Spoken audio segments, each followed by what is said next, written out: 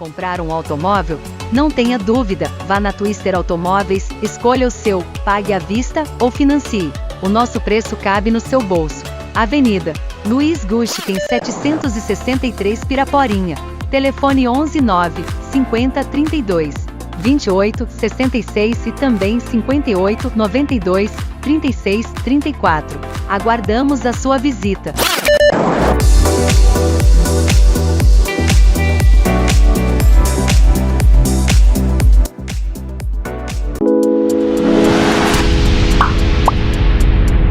Rádio Mister.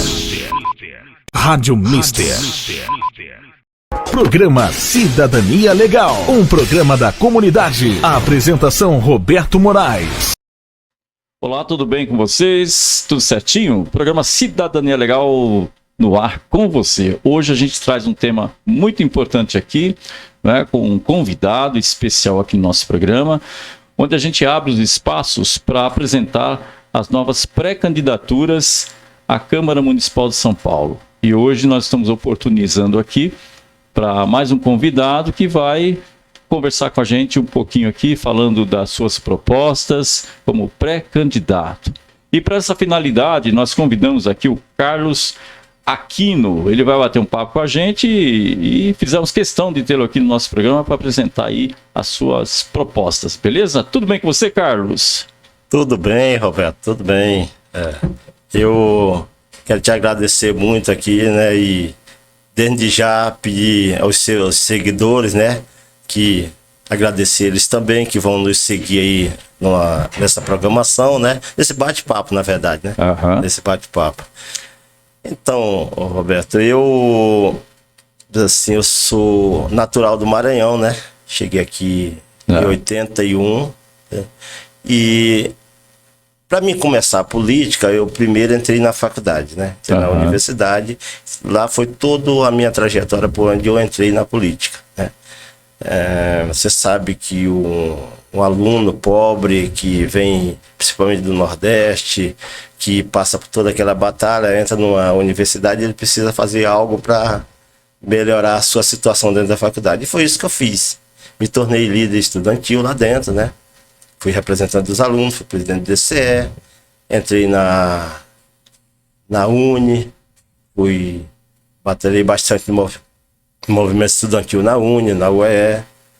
E daí eu me filiei no Partido dos Trabalhadores em 1995, né? Já tinha passado o governo da Erundina, mas eu ajudei não como militante filiado, mas como militante de esquerda, né? Acho que isso é uma tendência natural, né?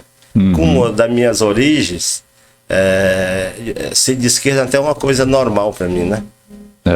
Agora, o Carlos, a gente vê na nossa comunidade periférica, não é? Uma coisa assim, a gente ouve na televisão, ouve nas discussões políticas, esquerda, direita, centro, centro-direita, centro-esquerda. Afinal, o que é ser de esquerda? Para a gente entender, o que isso tem a ver com a população rica e com a população pobre? Eu queria entender melhor isso. O que é ser de esquerda? É representar rico ou representar a classe pobre? Ou a menos favorecida, né? Se a gente pegar assim pela história e voltar lá no parlamento francês, você vai ver que a gente poderia não estar sendo chamado de esquerda, mas de direita ou de centro. Então, não sei se azar ou se foi felicidade, que aquelas pessoas que eram igual a gente, da nossa classe social, que eram os mais pobres, os trabalhadores, estavam sempre à esquerda do parlamento francês. Então era o pessoal que cobrava mais, era o pessoal que, no população, que enchia mais o saco dos donos do poder, e foi apelidado de esquerda. Porque a gente está sempre naquela batalha do dia a dia, correndo atrás da sobrevivência. Por isso que eu me sinto muito bem estar dentro da esquerda. Então, é importante a gente fazer essa colocação para deixar claro para os nossos seguidores que ouvem a gente através do nosso podcast áudio e também pelo podcast vídeo, que no caso aqui é o que nós estamos fazendo agora, para entender um pouco dessa coisa da esquerda. Hoje se fala muito de esquerda porque nós temos um governo hoje que representa esquerda, centro-esquerda, não é? E que é o Luiz Inácio Lula da Silva, está como presidente da República no nosso país. E muitas vezes o Congresso Nacional tem muitos deputados que representam a elite, né? Que não é de esquerda, né? É de direita ou ele é de extrema direita, enfim. E o que tem a ver? Qual é a diferença disso tudo na nossa vida? Afinal de contas, eu votei num candidato, né? Não sei se esse candidato ele era de esquerda, era de direita, era de centro, que raio que era ele. Eu votei, né? E é isso que a gente precisa entender aqui, né? Hoje, a nossa população periférica, que é aquela que nos assiste mais e da qual a gente dirige a nossa programação para trazer informação para ela normalmente, quando ela vota num vereador ou um deputado, a gente busca fazer com que as pessoas tenham conhecimento e as informações para que elas procurem dar o seu voto para um candidato que esteja ali perto dela, né? Que seja da comunidade ou que tenha um trabalho numa associação de bairro ou mesmo dentro de um partido, mas que são da própria comunidade ou tem uma representatividade ali. E muitas vezes a nossa população acaba elegendo pessoas que representam a elite. Não é isso, Carlos, que a gente assiste aí? No final acaba deixando lá o Carlos de lado, que é um cara do bairro, da comunidade, e fica votando num cara que representa rico. E aí, o que você espera para você nesse sentido de políticas públicas? Assim, só retomando um pouquinho da esquerda, só para o pessoal entender qual que é o papel da esquerda na nossa sociedade. É o pessoal que acolhe mais, que trabalha mais políticas públicas, que dá mais atenção, que constrói os equipamentos onde serve a população. Basta a gente ver aqui as nossas 3 gestões na capital, São Paulo. Todas as políticas públicas que tem aqui, que traz benefícios para o povo. Nós podemos até citar aqui o caso do bilhete único, que para mim é um dos melhores programas que a gente teve na nossa prefeitura aqui de São Paulo. Isso é um dos papéis da esquerda. Acolher esse povo que está à margem da pobreza, à margem do Estado, que o Estado não liga para elas. Agora, gente, voltando na questão do parlamento, é uma coisa complicada. Todo dia eu saio por aí fazendo essa pré-campanha e explicando sempre para o povo. Gente, seguinte, vamos puxar aqui um exercício aqui. São 4 segundos para votar e 4 anos para se arrepender. Por que motivo? Porque o mesmo cara que você vota hoje, que você faz campanha para ele, é o mesmo que amanhã você está xingando, que você está dizendo que política é tudo a mesma coisa. Eu não sou igual a essas pessoas. Talvez que você esteja escolhendo pessoa que não é da tua classe social. E olha, a sociedade sempre teve dividida. Sempre teve dividida. Eu costumo classificar o seguinte: você tem os idealistas, você tem os neutros e os oportunistas. E não muda, é isso. Então é bem o que a gente assiste, né? Hoje, quando você olha a figura do Congresso Nacional, que o Lula tem uma dificuldade para poder aprovar os projetos lá. Por quê? Porque a esquerda, os eleitos, né, pelas pessoas menos favorecidas, optaram por pessoas que representam a elite. Então, aí quando o governo Lula, que é um governo de esquerda e de centro, ele não tem a maioria dos deputados no Congresso Nacional eleitos, né, progressistas, então não consegue passar os projetos. Aí precisa ficar negociando cargos, não é? Loteando lá os cargos para poder ter a aprovação de determinadas matérias, Bolsa Família, enfim. Porque o Lula não consegue fazer nada se o Congresso Nacional não aprovar. Então, é importante a gente entender esse processo. Por quê? Porque quem depende, Carlos, de políticas públicas do Estado, não é? É a população menos favorecida.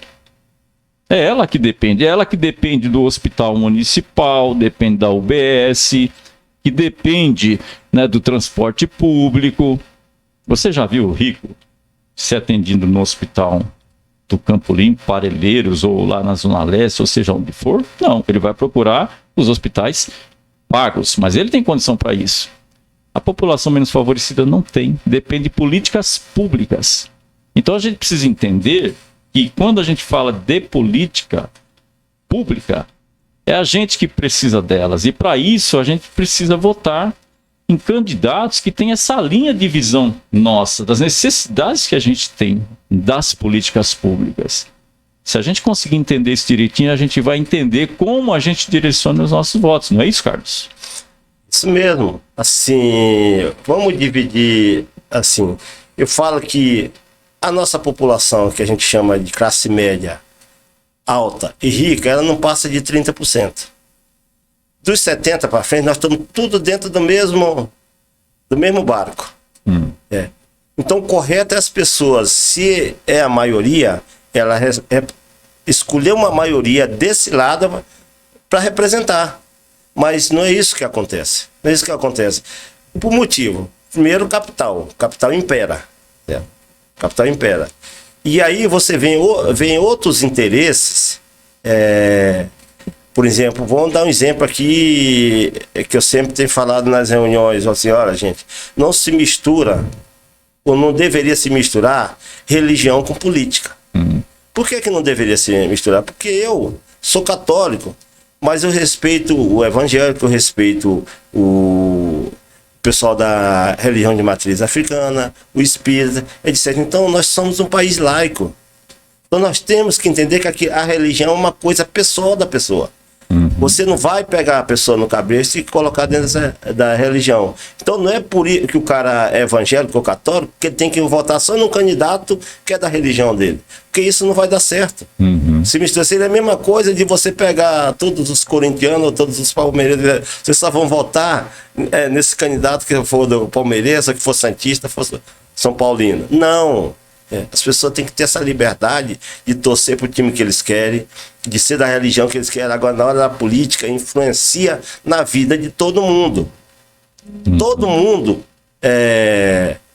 tem o efeito da política, ou positivo ou negativo. Agora, na hora de votar, é isso que você tem que prestar atenção. Isso você tem que prestar atenção. Olha, gente, a democracia é muito bom. E olha, eu acho que a democracia é o momento que a gente tem de fazer os debates, de fazer toda a discussão. Para isso é que existe a democracia. Porque se fosse ditadura, nós não estaremos aqui discutindo hoje esse tipo, batendo esse papo. Agora, ela também tem os seus problemas. Por que tem os seus problemas, a democracia? Porque ninguém entendeu que o parlamento, seja municipal, seja estadual ou nacional, são eles que votam as leis que vai moldar a nossa vida para melhor ou para pior. E as pessoas têm que prestar atenção nisso, votar em vereadores. Esse ano nós temos uma eleição de prefeitos ou prefeitas, de vereadores ou vereadoras, e eu, como pré-candidato, estou me oferecendo aqui para o público, para eles fazerem uma avaliação, se eu mereço ou não ter essa oportunidade até para eles me conhecer melhor. Beleza, então. E aí é que está a questão, não é? Hoje, quando a gente, comunidade, vai votar, nós estamos assinando um papel em branco, não é, Carlos? A gente é como se estivesse dando o nosso cartão de crédito com senha para ele nos representar. Tá, beleza. Então foi eleito, eu votei nele, e depois? Nunca mais eu que votei nele não vou cobrar dele, do meu vereador, nas necessidades do meu bairro? Olha o posto de saúde precisando de atendimento de políticas públicas. Olha o transporte, olha tudo que eu dependo do Estado. Eu preciso ter um vereador lá, ou um deputado, ou seja, quem for que eu elejo, mas que eu também não deixe ele lá tranquilo, que eu cobre dele. Né? E eu tenho que fazer isso, porque se eu não fizer isso, aí o posto de saúde vai ficar mal, o hospital vai ser o atendimento daquele jeito, tudo vai ser daquele jeito. Vão privatizar tudo e você não vai ver nada e vai pagar caro por isso, né? Vai pagar caro por isso. Então esse é o resultado de quando a gente vai eleger alguém, nós temos que pensar. Então veja bem, o que o Carlos está colocando aqui? não é? E o Carlos está vindo aí como pré-candidato, né, pelo PT à Câmara Municipal de São Paulo. E a gente apresenta aqui os candidatos, tem esse programa que é aberto às novas candidaturas, que é justamente para a nossa população entender o que ele pensa, o perfil dele, o que ele vai fazer lá na Câmara com os nossos votos, se ele vai fazer a diferença ou não vai. Esse é o objetivo. E aí eu quero saber do Carlos qual é a diferença em votar no Carlos. Tá aí com você, Carlos. Então, a diferença é a seguinte. Tem que experimentar novos nomes. Por que motivo? Porque o que tem aqui ele já conhece. O que está acontecendo hoje na cidade de São Paulo, todo mundo já conhece, já sabe o que está acontecendo. Os projetos que tem sendo implantado na capital, se é que tem algum projeto sendo implantado, ele já conhece. Então, que tal agora vocês escolher novas personalidades, como escolher o Carlos Aquino para representar vocês assim? Eu vou ficar muito agradecido e pode ter certeza que eu não vou decepcioná-lo, certo? E você vai cobrar do Carlos Aquino o que ele está fazendo na Câmara Municipal, como vai cobrar de qualquer vereador eleito, mesmo que você não tenha votado, tem que cobrar, não é? Por isso que é importante a gente, no dia da eleição, não ir para a praia, porque quem vai para a praia não tem direito a falar nada, nem cidadão é, não é? Agora, se você vai votar, se votou em nulo, branco, não interessa, você foi votar, você tem o direito de cobrar, seja de quem foi eleito. Não é? Então isso é importante colocar, Carlos, por quê? Porque a gente tem muitas pessoas que estão desacreditados, porque não tem informação, as coisas vê as coisas não acontecendo, e chega no dia da eleição, ele sai fora, não quer votar, e tudo isso é muito ruim, não é? Para as políticas públicas no bairro acontecer, não é verdade?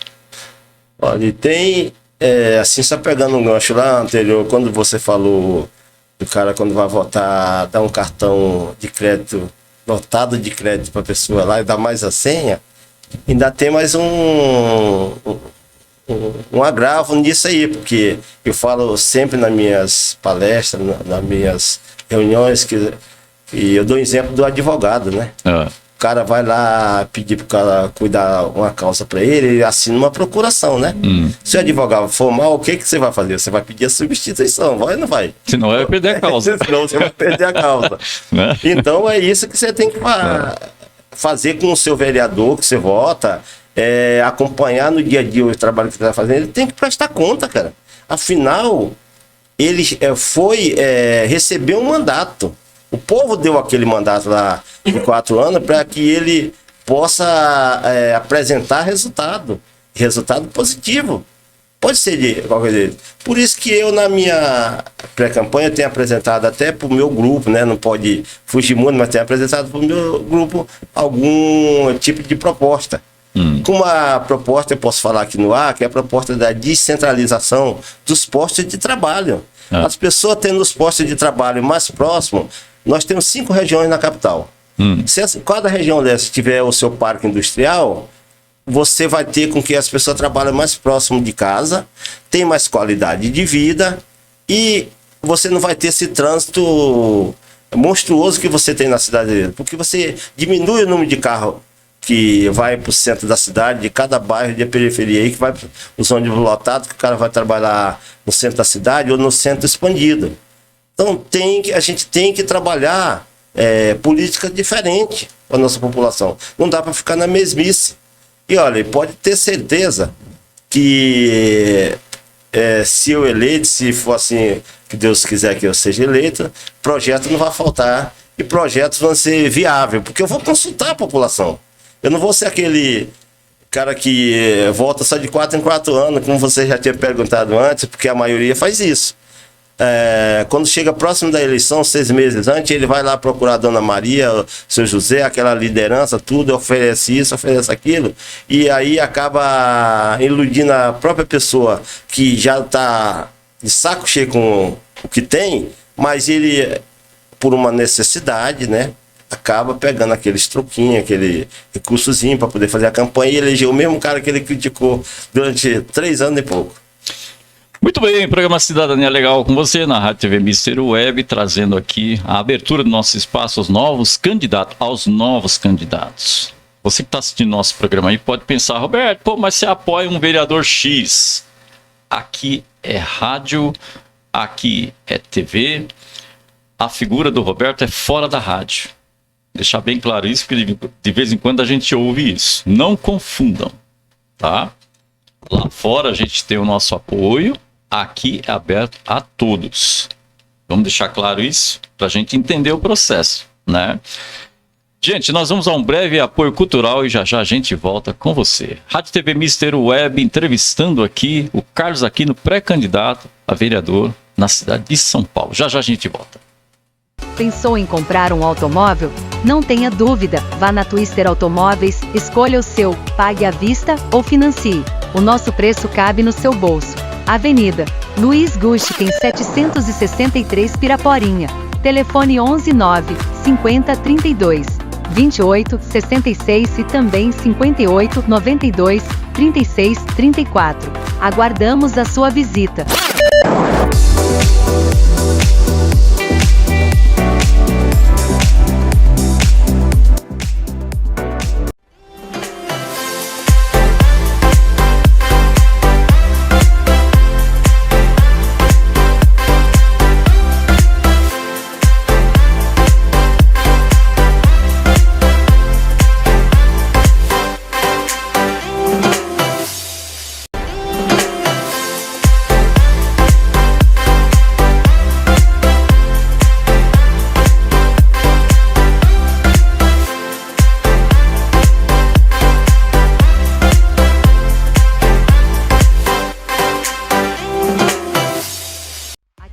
Modas e papelaria, você encontra o que precisa. Venha nos conhecer. Rua Itaparocuera, número 1, Vila Remo, telefone 5515 0092 e também 9 67 74 59 93. Faça suas compras.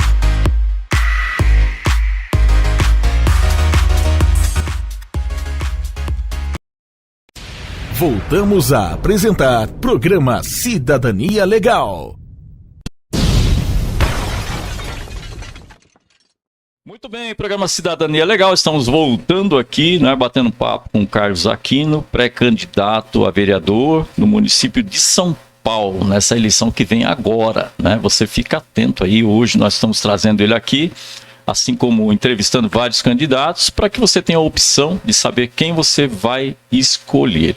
Muito bem, então vamos lá, vou fazer uma pergunta aqui para o Carlos, qual é a função do vereador eleito? Uma vez eleito, o que ele vai desempenhar lá na Câmara? Fala um pouco pra gente. Bom, Roberto, eu vou falar assim, mas antes para o pessoal entender que eu sempre tenho falado assim, ó, primeiro, o mandato representativo, ele vai representar a população. Esse é o primeiro ponto. Depois que quem vota o orçamento da cidade, da diretriz orçamentária, é o vereador. Mas ele vota para quê? Quer dizer, ele vai direcionar para onde que os recursos públicos vão ser aplicados. Cada valor na sua pasta, na sua secretaria. Então, essa é a função.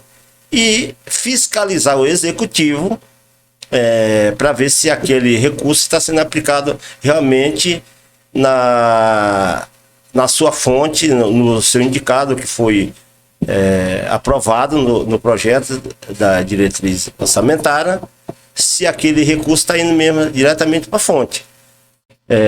Todos fazem isso? Não, todos não fazem. E a gente já sabe como é que funciona. Uhum. Porque a maioria, eles não tem compromisso com o povo. O compromisso deles é só pedir o voto. Não é dirigir políticas públicas ou dirigir o orçamento para que retorne para a população, principalmente a população que mais precisa, em forma de benefício. Ou seja, você pega aquele recurso, o recurso único dentro do caixa único, mas você não distribui igual para toda a população. E eu procuro sempre falar uma frase que todos nós somos acionistas do Estado, acionista do município. Por que é acionista? Porque nós depositamos a nossa contribuição todo mês em todos os produtos que a gente consome. Uhum. Através dos impostos, né? Tudo através que a gente dos consome. impostos, das taxas e etc. Muito bem, você, uma perguntinha aqui fora do contexto, mas você é a favor ou é contra as privatizações? Mas no caso da água, da saúde e da educação, cara, não me convida para ser a favor disso aqui, que isso é o básico de uma sociedade. Eu costumo ver e a gente lê e olha a história, o cara pode até passar uma semana com fome, mas sem sede não. Sem sede não. Então se você quando volta numa pessoa para ser um executivo e o cara chega lá e quer vender tudo, para mim aquela pessoa tinha que arrumar outro tipo de atividade, porque está lá temporariamente, ele não foi eleito para vender o patrimônio público, até porque aquele patrimônio público foi construído pelo seu dinheiro, pelo dinheiro dos munícipes. Então ele não tem o direito de chegar lá e vender, mas infelizmente os representantes do povo são os primeiros a dar o aval. Todos? Não, porque a gente tem aquele pessoal que tem compromisso com o povo. Somos nós, né? Somos nós da esquerda, da centro-esquerda, que tem um compromisso com o povo e nós queremos que o povo tenha qualidade de vida, que vive bem, que o Estado tenha que cuidar deles e não só cobrar. Então, o que a gente observa nessa questão toda é que a privatização até hoje nunca deu certo aqui no nosso país, né? Por quê? Porque você pega aí a Enel, por exemplo, você está vendo o resultado da Enel na nossa vida aqui em São Paulo. A Sabesp, a gente está percebendo aí que está faltando muita água agora, eles cortam lá as torneiras lá, né? Não deixa a água vir para as torneiras, faltando terrivelmente tudo, mas eu tenho minha convicção aí que isso aí é mutreta, sabe? É para justamente fazer o povo, na minha opinião, não sei se eu estou certo, mas a impressão que dá é que eles estão fazendo isso para você ficar contra a Sabesp e falar assim, não, essa porcaria não funciona, privatiza, que é o que eles querem. Então eles vão piorar o sistema, não é, que ainda é estatal, para privatizar e depois ficar na mão dos grandes empresários. E aí é que está a questão. Será que a qualidade melhora? A gente não tem visto melhorar. Com a Enel, a questão dos cemitérios que passou para a iniciativa privada. Antes você tinha lá, por exemplo, o caixão, né, para as pessoas que não tinham condições, o mínimo era R$400. Hoje você vai pagar de 1.000 para cima, não é? E você vai no cemitério e você não vê nada, está tudo abandonado lá. Então, quer dizer, o que melhorou aí? Você vê outras questões aí também de modelos de privatização que não está resolvendo. Além da questão, né, do serviço público, que você sabe que muitas coisas eram para ser gratuitos, transporte era para ser gratuito, escola para ser gratuita, não é? O que mais que você tem aqui na área da educação, na área da saúde, da moradia, tudo isso aí tinha que ser gratuito. Aí não, de repente, privatiza tudo, como é que fica? Vai passar na mão dos ricos, e os ricos vão ganhar dinheiro, e nós vamos ter que pagar a conta, que vai duplicar os valores daquilo que vai sobrar para a gente pagar. Então, por isso que a gente fala de privatização aqui. Tem determinados, como o Carlos falou, determinados setores que não dá para privatizar. Essa é a grande questão, não, Carlos? Então, assim, mas você citou a questão do cemitério, cara, isso é uma calamidade pública. Porque a gente tem que entender que a cidade de São Paulo, tudo aqui é maior do que nos outros lugares. O número de pobres é maior, o número de pessoas sem condições nenhuma é maior, o número Então tudo é maior do que qualquer cidade no Brasil. Então você não pode privatizar um serviço essencial que é para beneficiar todo mundo. Mas assim, prioritariamente, as pessoas mais carentes, mais pobres. Porque o rico vai para os cemitérios caros lá, que eles compram os seus locais lá, então faz todo aquele gramor lá. E o pobre não, ele vai enterrar no cemitério... São Luís, Campo Grande, Vila Formosa. Então, esse ainda tem que pagar. O cara nem na hora que morre não tem descanso, né? Ainda tem que os parentes ficar arrancando os cabelos para poder enterrar. Mas isso daqui volta naquilo lá que eu te falei, são 4 segundos para votar e 4 anos para se arrepender, aí é tarde. Eu até lembro os caras que falam, não, mas a gente vai votar no cara, se ele não for bom a gente tira. Eu falei, depois de 4 anos, eu falei, e aí, vocês tiraram? Não tiraram, né? Graças ao presidente Lula que a gente conseguiu tirar esse sujeito de lá, né? Senão, se não fosse o Lula também a gente não tirava esse sujeito de lá. Porque ele estava tão enraizado aqui, a manipulação foi tão grande. Outra coisa que a gente tem que voltar e pensar, eu sempre falo pro pessoal, gente, se liga mais nos canais de esquerda, siga mais os nossos meios de comunicação, os nossos meios de comunicação do pessoal de esquerda, porque esse pessoal, eles vão lá falar a verdade para você. E muitas vezes a verdade passa como mentira e a mentira passa como verdade. Porque eu tenho recebido um monte de vídeo aí que os caras mandam assim, e o cara me pergunta, o que é que você acha disso aí? Eu, pode deletar, que isso aí não tem nada a ver. Os caras editaram esse vídeo aí, não tem nada a ver. Então, a gente passa por toda essa situação aqui e a direita trabalha em acordo com os meios de comunicação, os meios principais. Tanto que você não vê aí ninguém criticar o atual prefeito. Ô Carlos, o que eu observo na questão do governo Lula hoje é que o Lula está fazendo coisa pra caramba. E eu não estou conseguindo enxergar tudo aquilo que ele está fazendo no país chegar na nossa base da comunidade periférica. Eu te falo isso porque às vezes eu pergunto para algumas pessoas, olha, Bolsa Família, ela não tem informação de nada. Tem algumas questões aí, por exemplo, do pé de meia, ninguém sabe nada. Poxa, mas tanta coisa que o Lula está fazendo, né? A expansão da questão econômica, na geração de emprego, um monte de coisa, isso não está chegando para a comunidade. Eu te pergunto aqui, o que acontece, né, no governo Lula que essas informações não estão chegando nas bases? Como é que você vê isso? Primeiramente que essa pergunta assim, que você está falando é também o que eu ouço, né? Muitas vezes. Mas aí eu quero aqui até deixar uma alerta seguinte. Nós temos 18 parlamentares, 18 deputados estaduais, 8 vereadores na Câmara Municipal de São Paulo, temos 11 deputados federais e tem mais os dirigentes, que são aqui do estado de São Paulo. Toda aquela crise que arrumaram para o PT, praticamente o PT foi varrido do mapa aqui das prefeituras do estado de São Paulo. Hoje, dos 645 municípios do estado de São Paulo, nós temos apenas 4 prefeituras. Para um partido desse tamanho, que tem 18 deputados estaduais, é muito pouco. Então, qual que é o meio que a gente tem de levar o mínimo possível de informação a esse povo?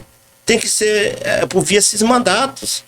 Porra, na era da informação, na era da internet, na era dos vídeos rápidos, essas pessoas precisam se comunicar mais, esclarecer dos programas do governo federal que estão sendo implantados no país, porque se depender do prefeito aí, que quer esconder o máximo possível, se depender do governador, nós estamos na roça.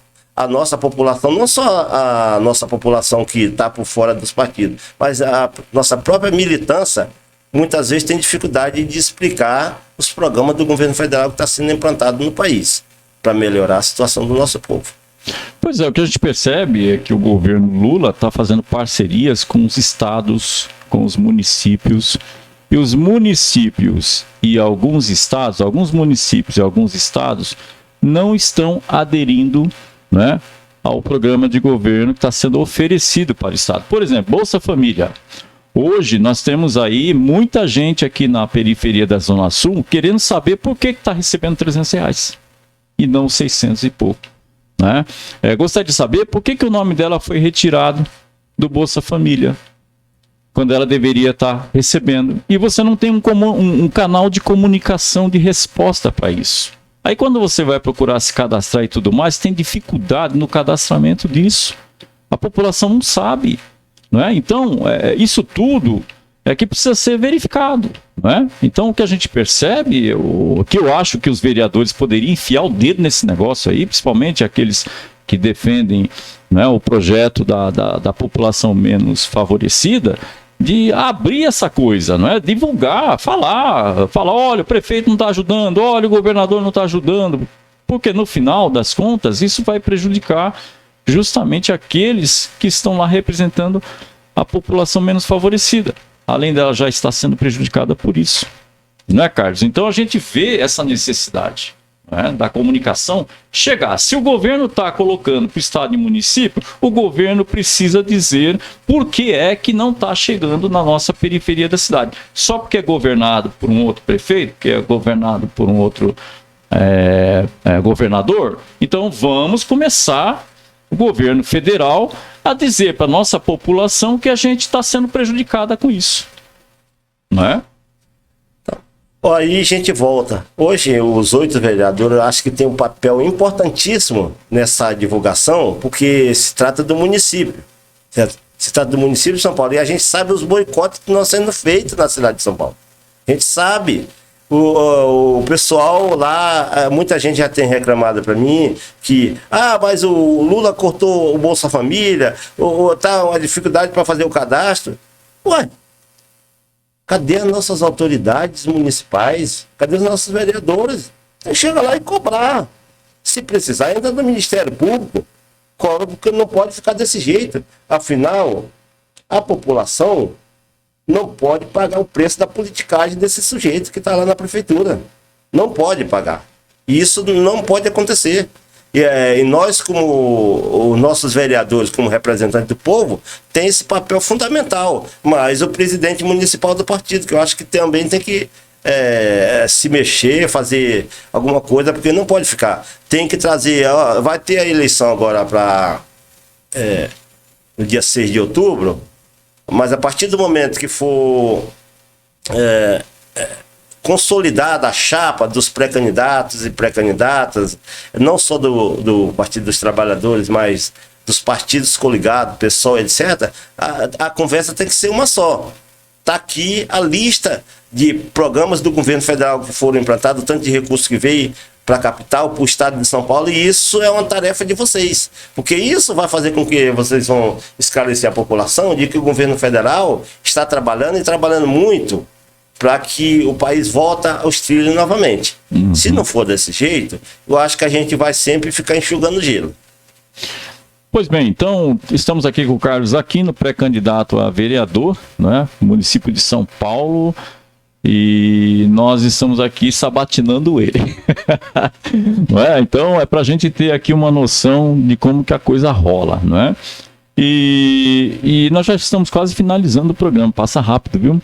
Eu queria que você me dissesse aqui, como pré-candidato a vereador, quais serão as áreas de atuação do seu possível mandato. Você colocou aqui emprego, educação, saúde, moradia e cultura, né? Como que você vai atuar nessas questões todas aí? Primeiro, a moradia, eu acho que é uma coisa assim, tipo, uma coisa essencial para a vida de qualquer uma pessoa.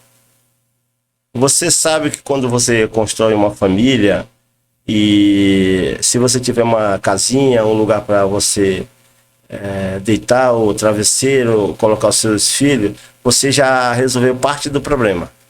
Então a moradia tem que ser uma prioridade. Não é possível que a cidade de São Paulo, com tanto recurso que tem, a gente tem tanta pessoa hoje sem moradia, morando na rua, que é um número absurdo. Segundo o que eu li, mais de 60 mil moradores. Ou seja, um déficit muito alto de falta de moradia na cidade. Enquanto a gente tem vários prédios no centro da cidade abandonados, que poderia ser adquirido pela prefeitura, transformado em moradias popular, e está toda essa situação. Mas, como já diz Maquiavel, né? Esse prefeito está usando exatamente o príncipe de Maquiavel, o bem ele quer fazer rapidamente, ou seja, o mal ele faz rapidamente e o bem ele vai fazendo aos poucos, né? Ele pega uma rua que está assim esburacada, vai lá e recapeia aquela rua. Eu quero fazer uma aqui, inclusive, quero falar que o meu bairro lá, eu acho que está tendo recapeamento em vários bairros. No meu não está tendo, no bairro da Penha. Então, e aí, na saúde, a gente sempre voa por esses bairros. Aí tem posto de saúde, tem lugar que o posto de saúde, quando dá às 6 da tarde, fecha. Você não tem aquele posto 24 horas, ou que a UPA, ou qualquer uma coisa que atende as pessoas ali naquele momento, mesmo para poder dar o primeiro atendimento e enviar para os hospitais mais capacitados. Não tem. Então a gente tem que rever tudo isso na saúde. Com a educação, eu até estava te falando antes aqui que eu acho que a gente tem que, inclusive a Câmara Municipal não tem capacidade de legislar a nível federal, mas se eu for vereador, automaticamente vou estar cobrando o Ministério, porque eu tenho proposta para a juventude, para que a gente dê um horizonte, abra um horizonte, juntando com o programa Pé de Meia do governo federal, que esse jovem vai aprender realmente que as escolas de ensino médio tenham laboratório. Para o jovem poder aprender e iniciar uma profissão na área ou da informática ou de qualquer uma outra área. E outra coisa, o esporte. Sabe, o Brasil deveria hoje estar no topo de medalhista no mundo. E a gente não tem esse trabalho dentro das escolas.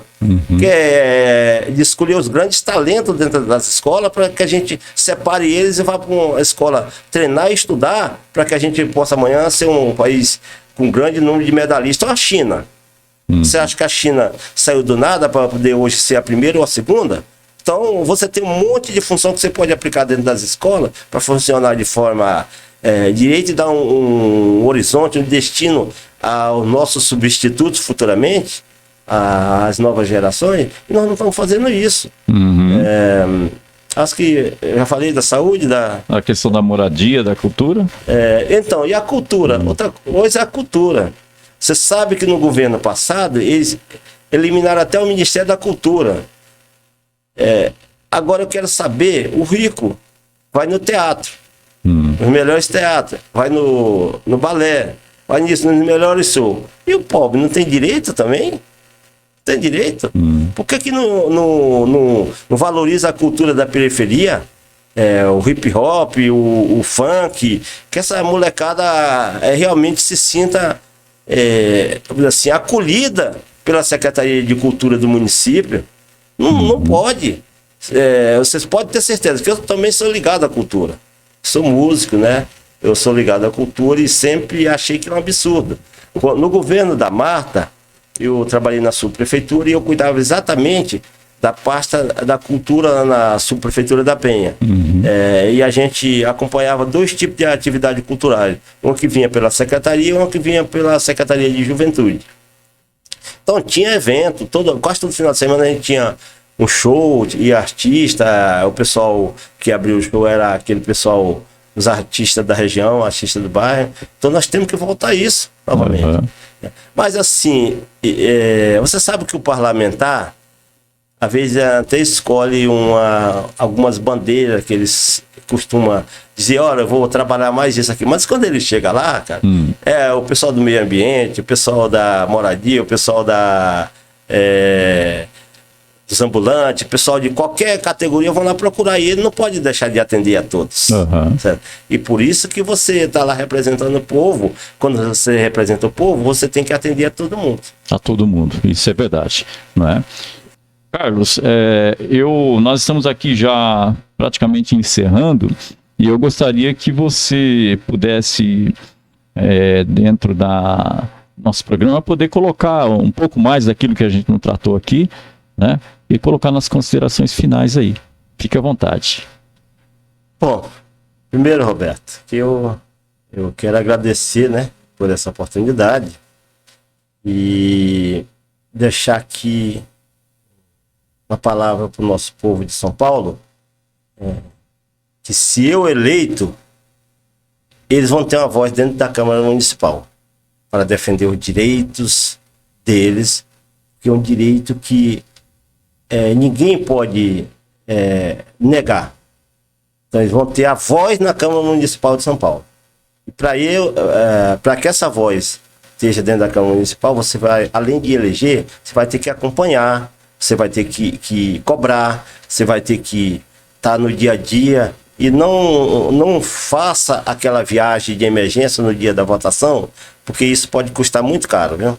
Está muito caro. É o programa Cidadania Legal, aqui com você, trazendo aqui, né, o Carlos Aquino, pré-candidato a vereador pelo município de São Paulo, para você conhecer um pouco das suas propostas, conhecer a atuação que o Carlos quer, no caso, trazer para você a possibilidade de você ter pessoas sérias, pessoas que têm vontade de apresentar um projeto para a comunidade, que você possa ter entre as suas avaliações na hora de escolher a opção de poder estar escolhendo pessoas que possam de fato te representar. Então eu quero agradecer aqui a presença do Carlos no nosso programa. Então, pessoal, quero deixar a última mensagem aqui, que é a mensagem do meu logo, que é amor por São Paulo. Quem gosta, cuida. E como nós gostamos da cidade de São Paulo, nós vamos cuidar. Por isso que a gente tem amor por São Paulo. Do nosso programa Cidadania Legal com você. Quero agradecer a todos e a todas. Tchau, tchau e até o próximo programa. Rádio Mister. A sua rádio. A programação que faz a diferença.